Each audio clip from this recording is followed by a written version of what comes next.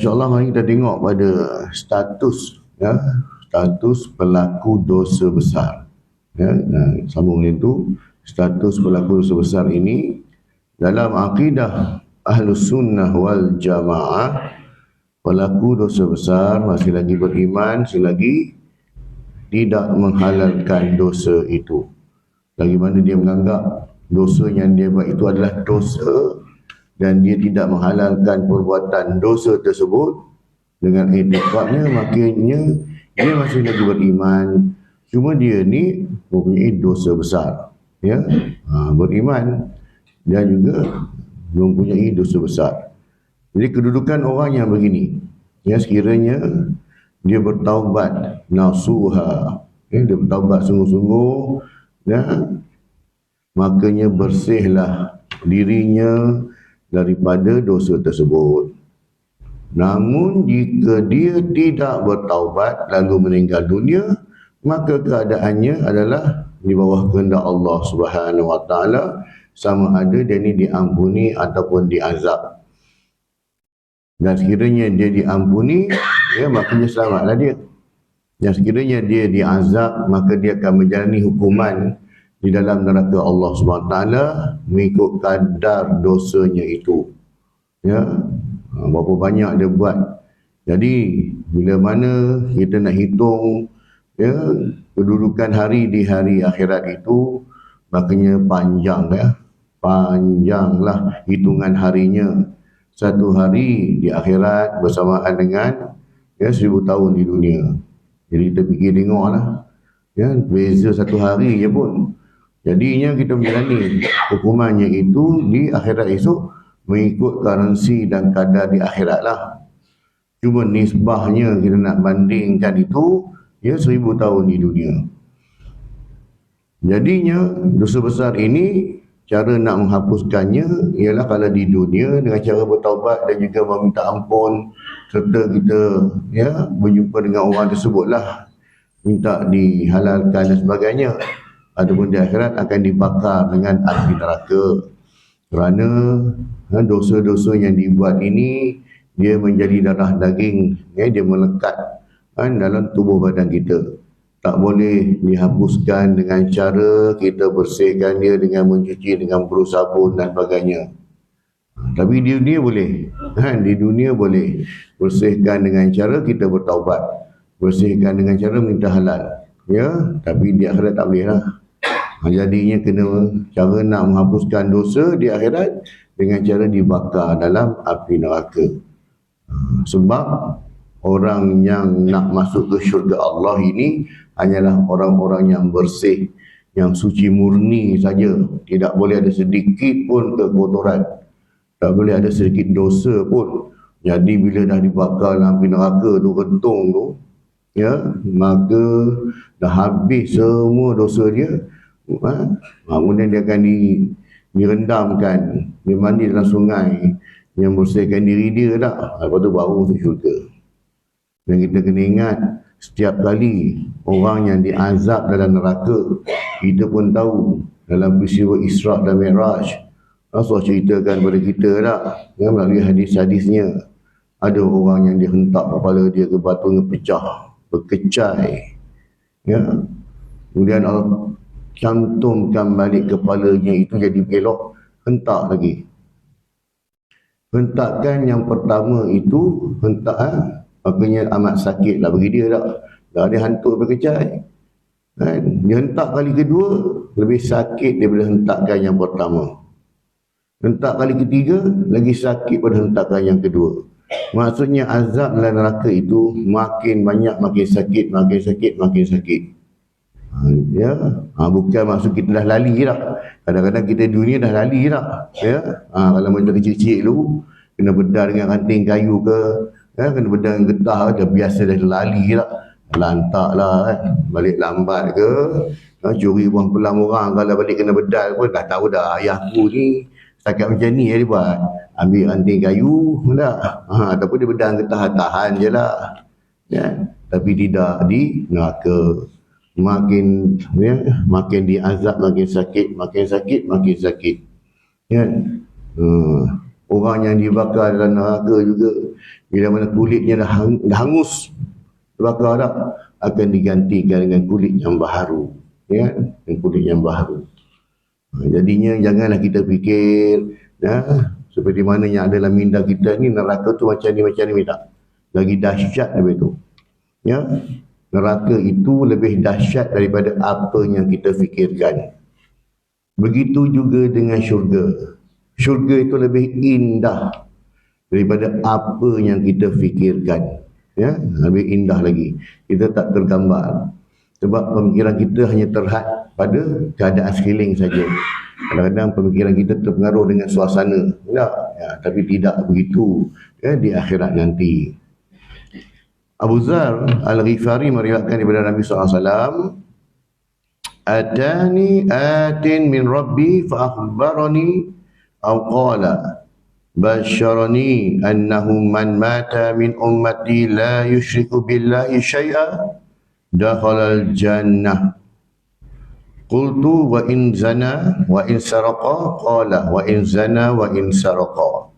Ya, satu utusan Jibril daripada Tuhanku datang menemuiku dan memberitahu ataupun baginda bersabda, berikan khabar gembira bahawa sesiapa yang meninggal dunia dalam kalangan umatku tanpa mensyirikkan Allah dengan sesuatu pun.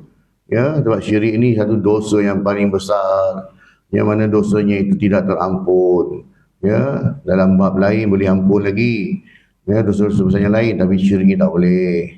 Jadinya orang yang tidak mensyirikkan Allah ini, dia tetap akan masuk syurga. Ya, sebab apa? Sebab dalam diri dia tu ada iman lagi. Ya, sebab dirinya itu ada iman lagi. Sebab itulah setiap hamba-hamba Allah yang berdosa ini, yang dihukum dalam neraka ini, setelah mereka selesai menjalani hukumannya, mereka akan dikeluarkan dan dimasukkan ke syurga. Seorang lagi keluar tak? Ya. Jadinya bila dah sampai peringkat akhir, dah tak ada lagi dah. Yang mana menjalani hukuman ni. Ya, makanya cari juga.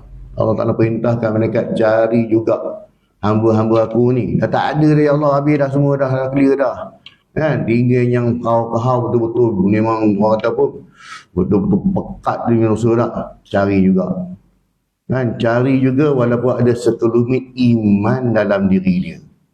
Mungkin di dunia tak pernah sembahyang langsung, tak pernah buat baik langsung, tapi iman tu ada dalam diri dia lagi tak? Makanya itu pun akan dikeluarkan masuk ke syurga Allah. Sebab Allah itu bersifat Ar-Rahman, Ar-Rahim, pemurah dan juga maha penyayang. Tapi kena fikir jugalah, saya sebut tadi, satu hari di akhirat, kalau 2 tahun di dunia. Jangan seronok sangat. Tak apalah, dalam neraka tunggu sekejap. Jangan kata tunggu sekejap. Ya, sebab kita berada di hadapan Allah di padang mahsyar pun dah tak tahan. Tak? Kalau kita dalam solat, imam baru baca lam yakunil ladina kafaru, dah kita dah lengah lutut. Kan? Ini pula berada di hadapan Allah kadang berdiri.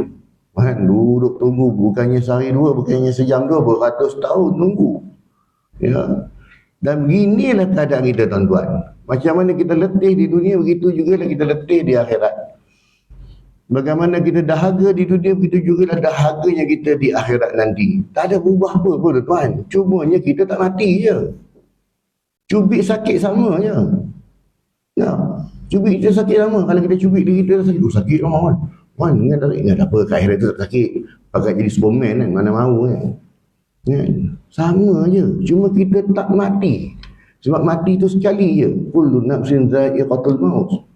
Sekali je mati. Lepas tu takkan mati dah. Ya. Azab yang kita terima macam ni lah.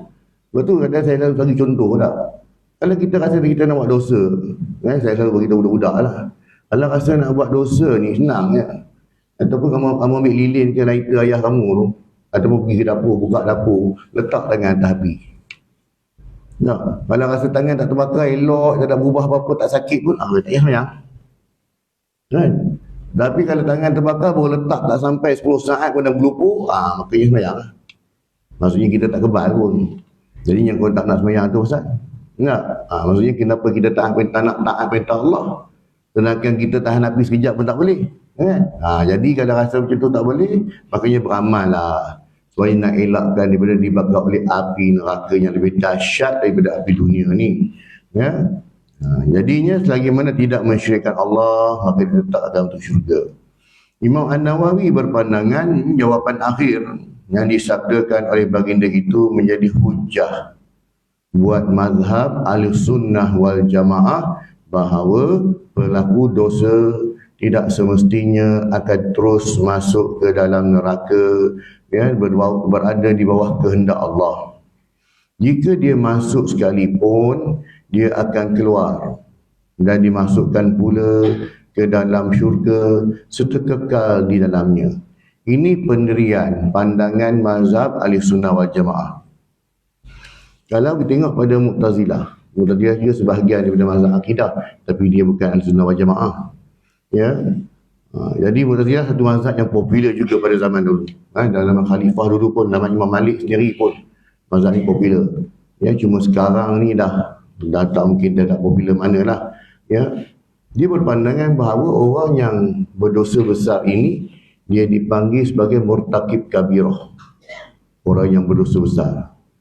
Orang yang berdosa besar ini, kedudukan mereka di akhirat nanti, ya, mereka beriman dan mereka berdosa besar.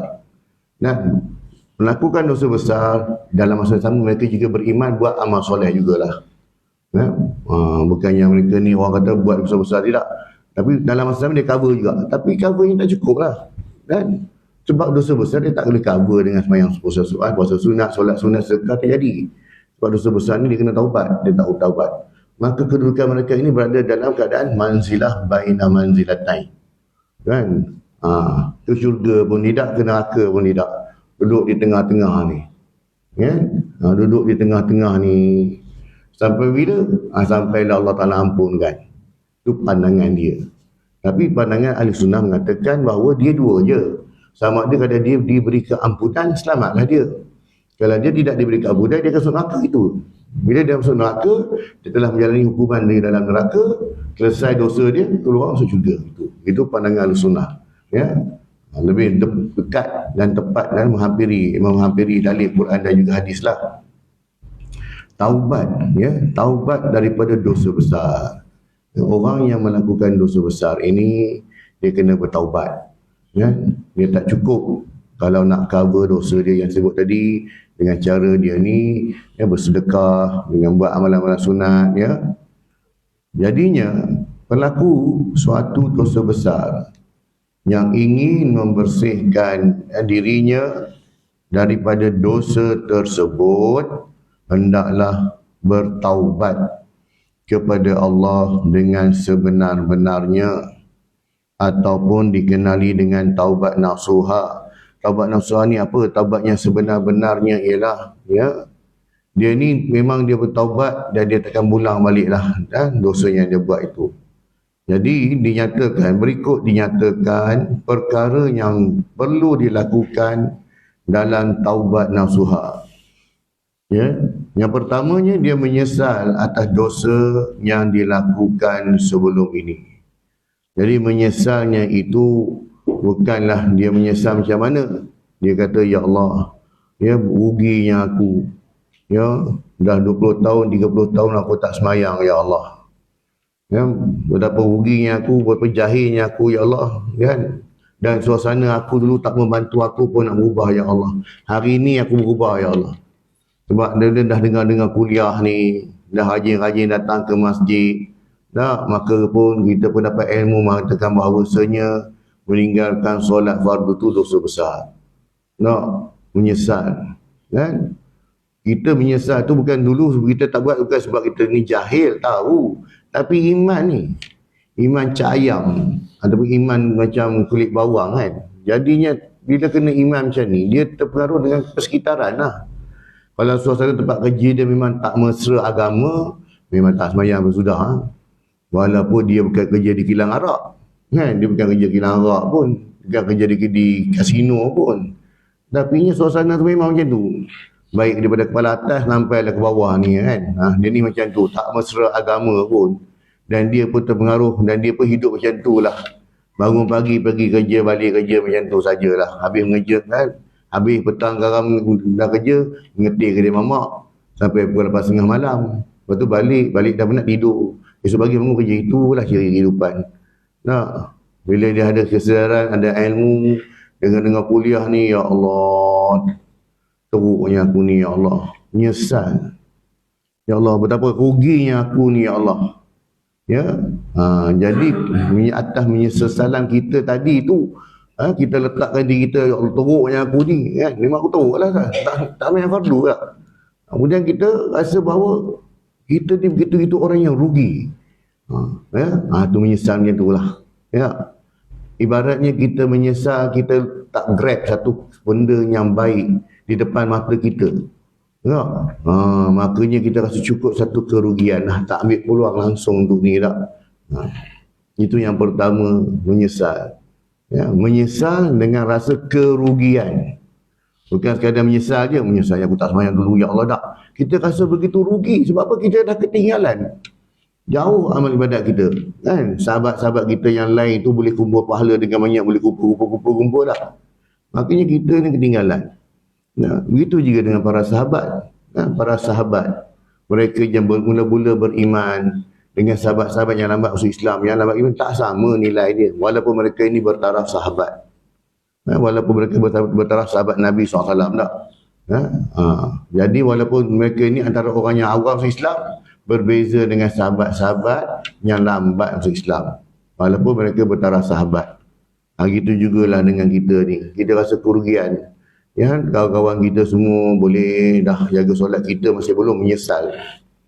Yang keduanya, syarat untuk mendapatkan taubat nasuha tadi, meninggalkan dosa tersebut kerana takutkan Allah.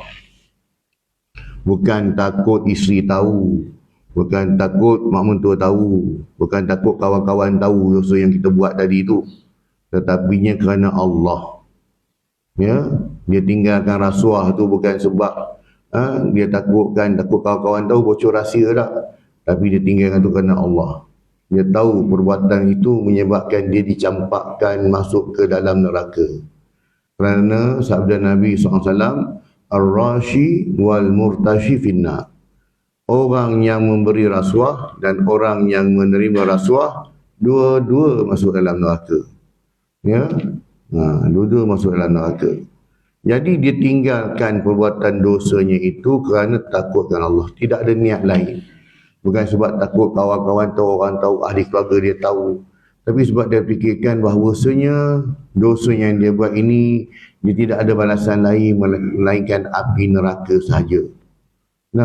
Sebab tu Alhamdulillah tuan-tuan, kadang bila kita dengar kuliah-kuliah, buka rancangan-rancangan agama, buka radio agama ni, kadang-kadang kita sentuh hati kita tak? Terbuka hati kita untuk buat kebaikan kan? Jadi dengan cara demikian ini, datang kesedaran pada dia. Sebab itulah orang yang nak meninggalkan dosa besar, dia jangan rasa satu kerugian. Rugilah saya, dulu boleh sonok je dapat duit banyak kan, tiba-tiba pula tak boleh kan? Jangan fikir rugi di dunia, sebab kerugian akhirat itu lebih besar daripada kerugian dunia.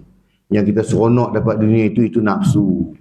Nafsu ini memang kerja dia nak menarik kita ni daripada landasan agama, supaya kita tergelincir daripada landasan agama. Kalau kita bertakwa pada Allah, maka kita takkan buat demikian. Sebab apa kita tak buat dosa besar? Sebab takut Allah. Walaupun kita rasa rugi dunia tak? Mencuri tak? Kadang-kadang depan mata kita ni kan, memang ada orang kata boleh ambil peluang pun, ambil hak orang ni. Tapi bila kita fikir balik, aku dapat dia pun apa yang aku boleh ni pun. Banding dengan azab Allah SWT ni kan. Makanya yang kedua, dia tinggalkan dosa tersebut kerana Allah, bukan kerana makhluk dan sebagainya. Ya, ataupun sebab dia tengok faktor usia dia tak apalah, perempuan makin lama dah makin dekat nak mati, maka tak payahlah lagi aku buat benda-benda macam ni. Itu pun tak kena juga tu kan. Kena betulkan baliklah kerana Allah. Ya. Yang ketiganya, untuk syarat taubat nasuha itu berazam untuk tidak mengulanginya lagi. Tak pernah terlintas langsung di fikiran dia nak ulang balik benda tu, walaupun benda itu melintas di depan dia. Sebab itulah ya, orang yang bertaubat ini, taubatan nasuha ini, dia kena berhijrah.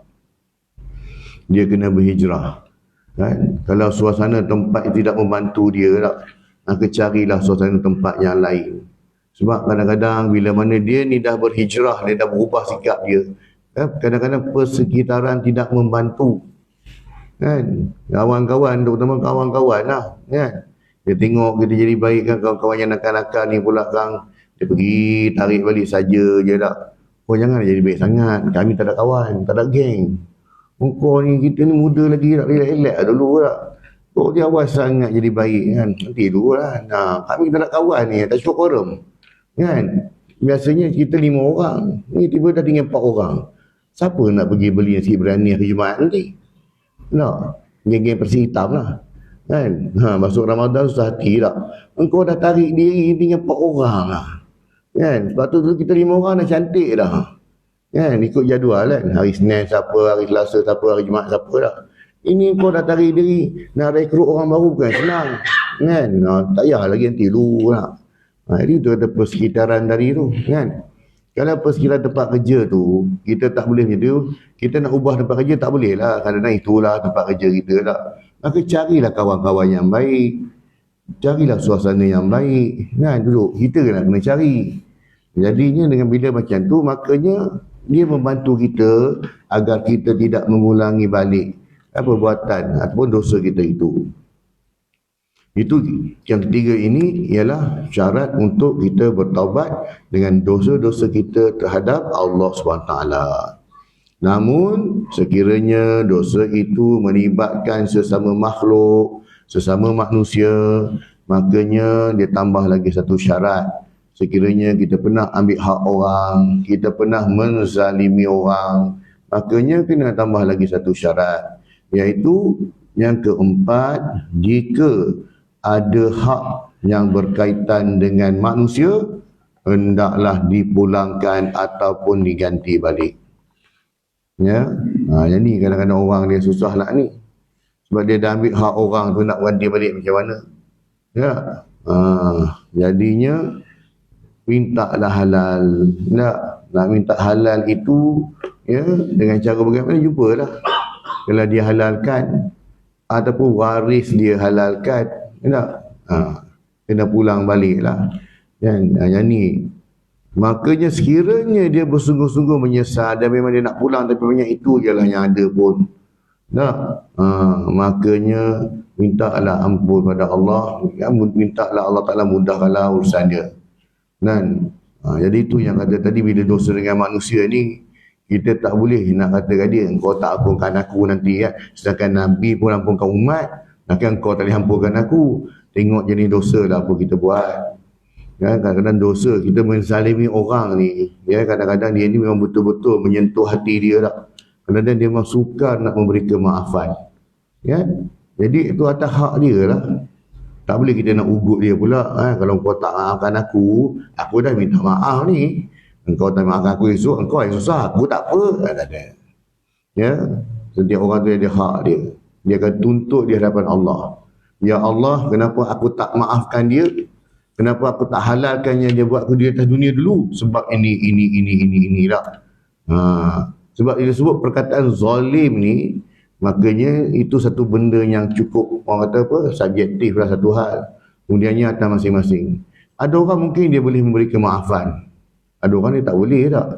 Jadi berdasarkan pada latar cerita lah. Jadi itu inilah, bila mana dengan manusia kita minta lah, kan, minta ampun, dia minta maaf dengan dia tak. Bukan sekali tu, berkali-kali. Ya, sampai dia maafkan, dia redha orang kita ni. Ya, sebab tu berhati-hati. Sebab tu lah di dunia jangan kita buat. Sebab benda ni susah. Bila dosa dengan manusia ni susah sikit.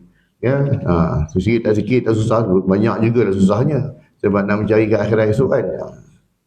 Jadinya terdapat hadis-hadis tentang beberapa amalan ataupun musibah yang boleh menjadikan kafarah dosa. Ya, ada amalan yang mana amalan ini menyebabkan seseorang itu boleh dosa dia diampunkan. Ini bagi dosa-dosa kecil lah. Ya, sebesar dia tak jadi dengan amalan-amalan yang kita buat ni. Antaranya amalan-amalan yang boleh menghapuskan dosa ini ialah solat 5 waktu. Ya, seseorang yang solat fardu 5 waktu ini, ya, makanya gugurlah dosa-dosanya itu. Ya, dia gugurlah dosa-dosanya itu bagi dosa yang kecil. Dan solat 5 waktu itu pula lakukanlah dalam waktu yang terbaik, iaitu as-salatu ala waqtiha. Solat pada waktunya, masuk waktu solat tu kita solat, ya. Kemudiannya solat Jumaat. Ya, dalam solat Jumaat itu datang awal solat Jumaat, ya. Kemudiannya kita duduk berzikir, baca Quran dalam solat Jumaat itu, sebab setiap Jumaat ke Jumaat, orang yang solat Jumaat ke Jumaat, dia akan menghapuskan dosanya daripada Jumaat ke Jumaat yang akan datang. Ya. Begitu juga dengan sakit. Sakit juga menghapuskan dosa. Sebab itulah bila mana kita sakit, kadang-kadang sakit demam pening sikit-sikit ni, sakit-sakit pinggang, sakit-sakit urat ni tak, ya, maka kita berhusnuzan lah, kan, Allah nak ampun dosa aku, ya Allah, adalah dosa aku buat tu, ya, kita reda dengan sakit yang kita terima ini. Itu ujian, kan, al-ibtila' riba ni ujian tak, makanya kita reda, kan. Kita dah tahu Allah Ta'ala nak ampuskan dosa kita dengan cara begitu, maka janganlah kita lagi buat dosa apa lagi dah. Kan, biasanya dosa yang kita buat ni dosa mulut kita, lidah kita. Itu biasa dah tu. Jangan ngumpat dah. Kemudiannya, ya, dosa juga boleh terhapus dengan cara kita ni banyakkan bersedekah. Kan? Sedekah ini dia satu terapi jiwa.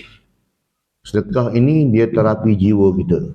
Sebab kita nak melepaskan benda yang kita sayang. Kan? Rasa banyak pula nak bagi tak? Kan? Situ. Kemudiannya orang yang bersedekah ini, bagi dia yang sentiasa istiqamah dengan bersedekah ini, maka dia sampai rasa bila dia bersedekah tu tak ada apa-apa dah. Dia tak rasa berat dah pun. Dulu mula-mula nak mula bersedekah rasa macam berat, padahal bukan banyak pun. Kan? Rasa macam berat. Jadi bila dia istiqamah dengan sedekahnya itu, sampai dia rasa benda ni tak ada apa dah. Kan? Maksudnya dia dah serasi dengan amalan yang baik ini tak. Makanya inilah boleh menghapuskan dosa-dosa dia ni, ya, antara perkara yang boleh hapuskan dosa.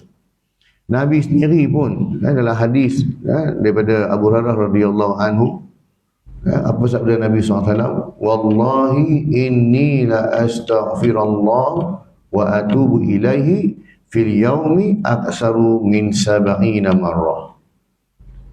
Sabda Nabi SAW, demi Allah, sesungguhnya aku beristighfar kepada Allah dan memohon ampun kepadanya setiap hari, fil yaumi aksara min 70 marrah, lebih daripada 70 kali.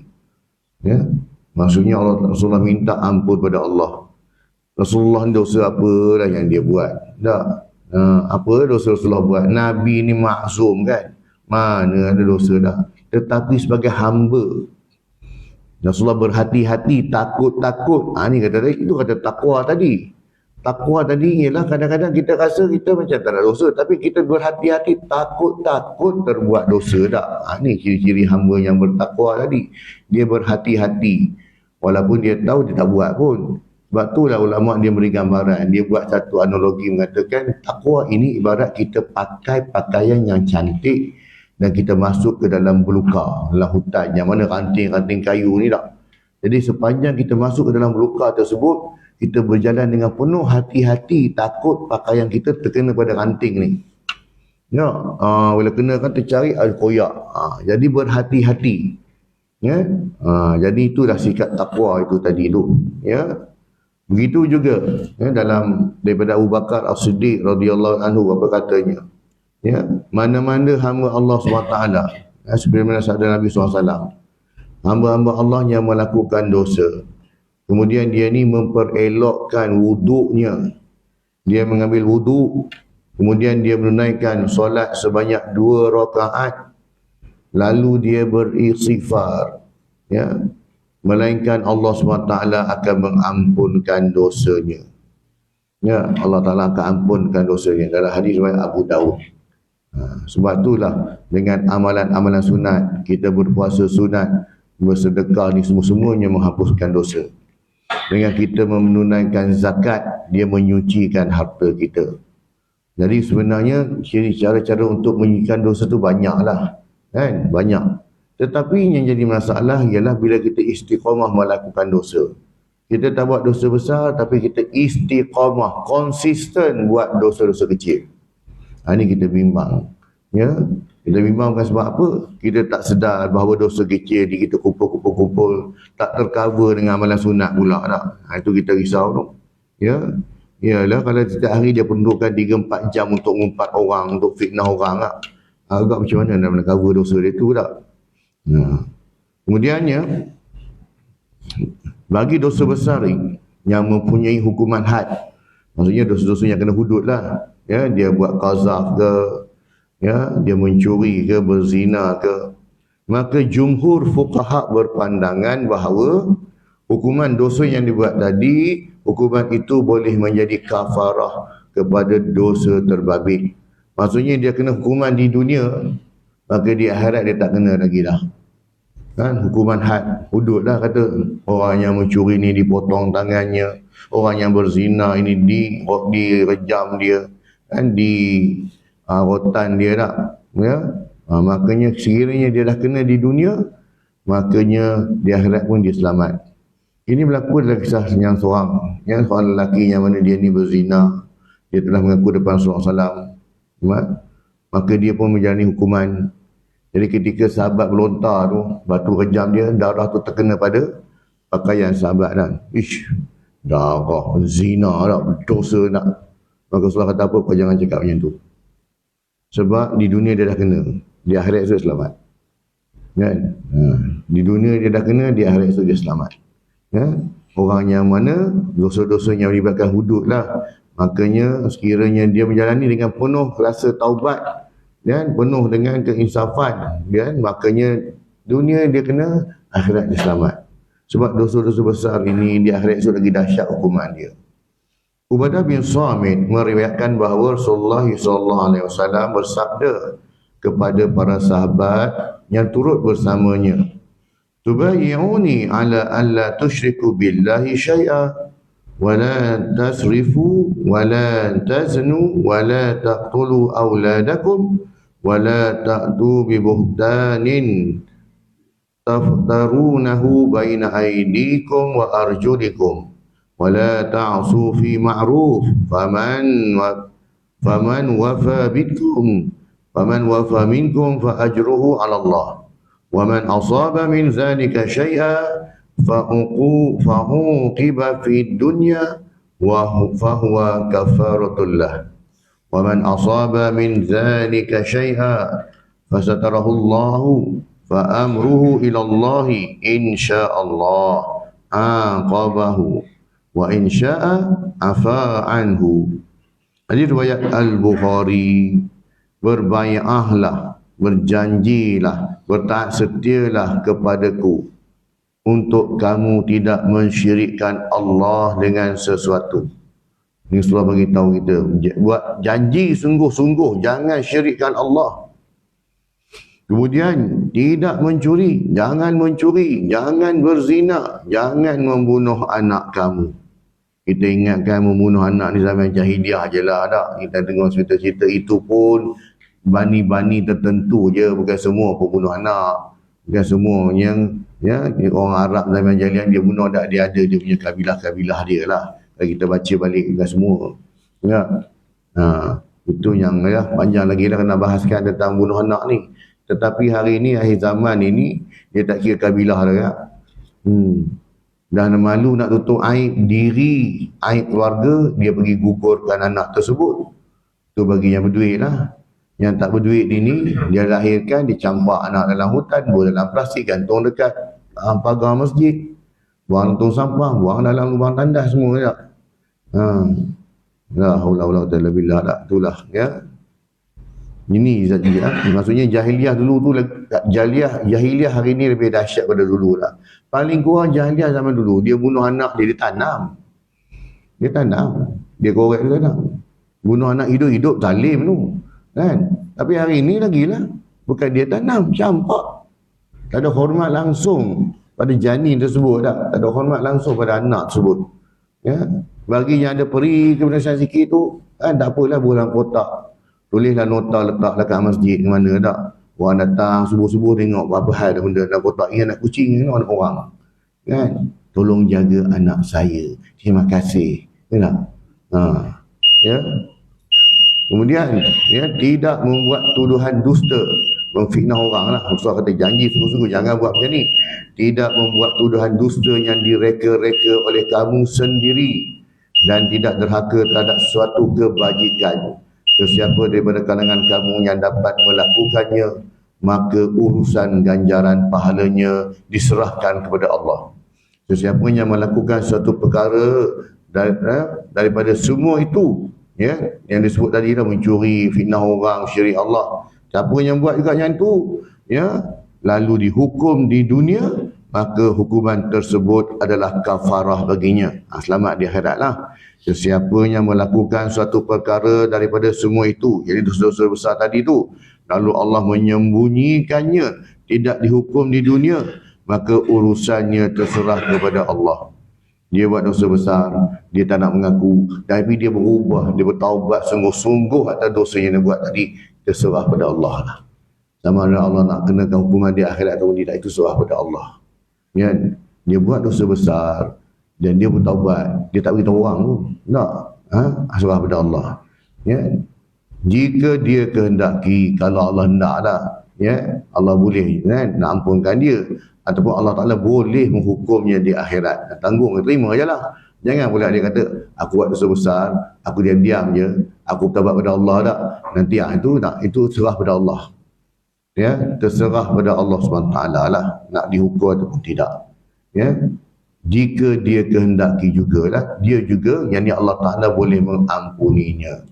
Ya, hadis riwayat Al-Bukhari. Jadi alhamdulillah tuan-tuan, kita selesai mengupas tentang taubat daripada dosa besar ini. Kalau kita 5 tahun, 10 tahun meninggalkan semayang, ada kita kena taruh ataupun kita istighfar. Kalau kita tinggalkan solat tu ada dasar kita ada ilmu, kita tahu dosa, tak semayang pun dosa besar. Bukan kita tak tahu, saja nak buat untuk qada lah. Tapi ada waktu kejahilan, mana tahu dulu anak-anak duduk dengan orang putih, tak pernah tahu langsung pun macam semayang, tiba-tiba balik tak semayang, oh, I am Muslim, I have to pray tak, baru sedar tak, akhirnya taubat lah. Dia sedar perbuatan yang dia buat tadi tu dosa besar, dia tahu, tapi kenapa dia buat juga. Tu kata tadi kawan-kawan, imannya lemah tak, iman cak ayam kan, iman nipis tak, tapi dia tahu benda dosa. Makanya untuk orang kata apa, dia berhutang pada Allah lah, maka dia tahu buat, dan juga dia ni qada lah balik, ikut kiraannya lah, anggaran, bukannya spesifik. Ya, bukannya spesifik. Walaupun ada hadis sebut tentang mana Rasulullah beritahu, Rasulullah tegur seorang yang salah solat itu, kemudian Rasulullah suruh dia buat balik. Itu je dia buat kan. Itu atas sebab dia dah tahu benda tu salah. Tapi dia dah tahu benda tu salah sebab dia baru tahu. Kita dah tahu semayang ni kena buat, tapi kita sengaja tak nak buat. Ya, makanya qada lah. Tengoklah anggaran. Buatlah lepas semayang sunat tu, ataupun kita buatlah semayang qada dah setiap kali lepas tu kan. Sebab apa? Sebab ini dia dosa ni, meninggalkan solat fardu ni hutang. Kita hutang dengan Allah Ta'ala, makanya bayar kan? Sebab kita tahu benda tu salah. Kecuali kalau kita tak tahu kan. Saya cakap tadi tak, beranak dapat negeri orang putih, tiba-tiba dah 50 tahun 40 tahun balik ke Malaysia baru tahu, orang semayang kan, baru tahu tak. Jadi taubat lah kan. Kalau kita nak kita pulang lah kan. Maksudnya dalam masa sama, jangan kita risau pula nanti pokok kita dah tinggalkan solat 20 tahun, kita baru cover 10 tahun, kita mati, tak ada masalah pun. Sebab kita menuju ke arah tu, insya-Allah Allah akan ampunkan dosa kita. Yang penting buktikan yang kita nak tebus kesalahan kita tu. Kita buktikan lah. Ini cara lah. Tak ada kita rasa bahagia lah, tak apa, dulu kita sebenarnya kira burn lah, tak ada masalah nak. Tak, kita nak buktikan bahawa kita ni hamba yang bertakwa dengan cara demikian. Bukan yang kita rasa cukup lah, dan masing-masing lah. Tapi yang cukup, orang kata apa, kalau untuk selamat dalam pandangan jumhur pun kata qada lah. Ya. Bila dia semayang qada, dia tak ada had. Lepas subuh boleh, lepas asar boleh. Tapi kadang rasa malu lah pagi tu balik asar main sunat tu. Yang kotor tu. Dulu tu tak sembahyang lah. Takut rasanya tu buat tak betul-betul biasa. Di rumah di mana pun. Kan, tak kisah. Dia tidak ada had. Kan, maksudnya boleh buat anytime. Sebab kita kena bayar hutang segera. Tak kira waktu mana pun. Kan, waktu mana pun lepas subuh, walaupun lepas asar. Kan. Kecuali waktu-waktu yang diharamkan tu antara perubahan waktu antara asar nak masuk ke maghrib tu kan, nak pergi stop dah kejap, atau waktu subuh matahari baru naik kan. Tapi yang lain tu buat lah, tak hal lah. Ya. Yang penting kita mau ada kesedaran, kita rasa bersalah. Itu yang Allah Ta'ala nak sebenarnya. Kita rasa bersalah je kita buat dan kita berusaha jadi orang baik, insya-Allah selamat lah. Walaupun solat kita itu tak tercover lagi pun, baru buat ni kan, tak nak masalah. Yang penting kita sungguh-sungguh buat. Wallahu ta'ala alam.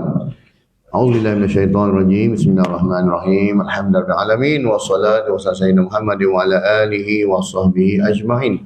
Allahumma rabbana zidna ilma warzuqna al-fahma wa amalan maqbula. Allahumma ja'al jamal hadza jama'an marhuma wa tafarruqana min ba'dihi tafarruqan ma'suma. Allahumma rabbana atina fid dunya hasanah وفي الآخرة حسنة وقنا عذاب النار وصلى الله على محمد وعلى آله وصحبه وبارك وسلم والحمد لله رب العالمين سبحانك اللهم وبحمدك أشهد أن لا إله إلا أنت أستغفرك وأتوب إليك السلام عليكم ورحمة الله وبركاته.